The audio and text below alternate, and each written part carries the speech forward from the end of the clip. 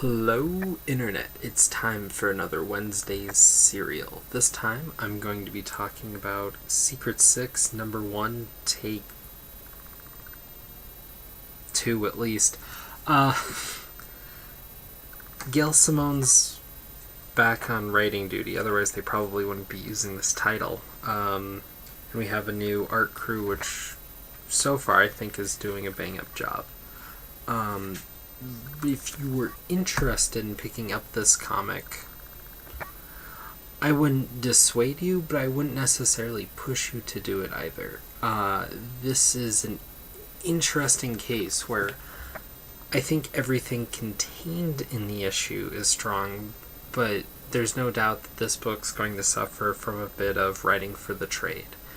In this first issue, we barely get introduced to our 6 main characters, some of which I'm wholly unfamiliar with. The only real couple of returning members are Black Alice and, more notably, Catman.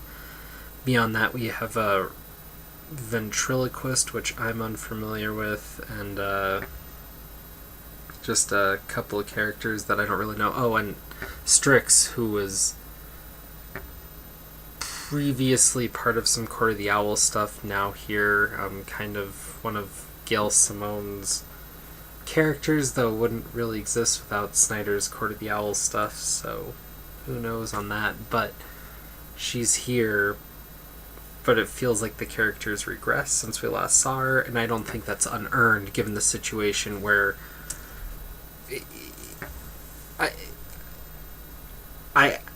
I struggle to say spoilers for this issue because so little happens. There's not really much to spoil. The characters are basically put in this box and demands are being made of them. You know, state the secret in X amount of time or less or someone's going to die, except none of them care if any of the other ones die. They just probably don't want to die themselves. It's a weird situation. They're locked up, presumably under sea, because there's a crack and a little bit of salt water leaks out.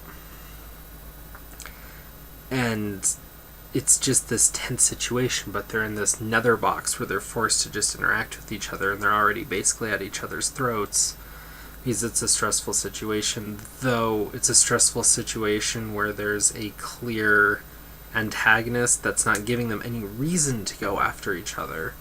They just supposedly have volatile personalities. I still just find that a little bit suspect, because you think they'd work on self-preservation at the very least. It's interesting, but I feel like we're so caught up in this one moment that doesn't even finish. And it's honestly hard to judge this book yet.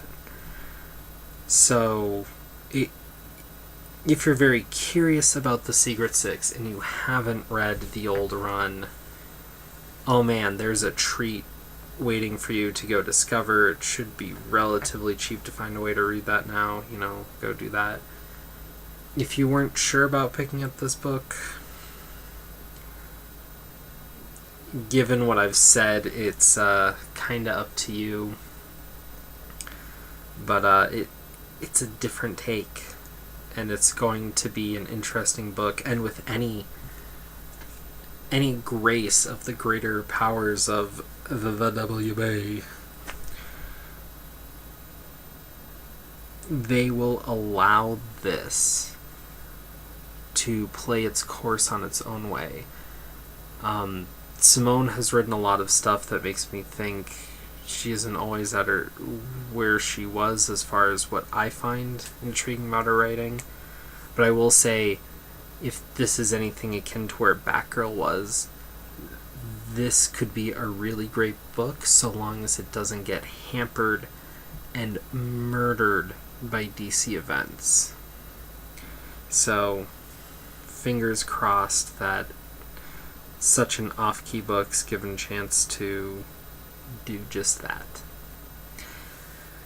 And nothing really special else to report on this week. There's just some other stuff I read. Don't have too much to say other than if you're not reading Turtles, you should totally read Turtles. It's so great.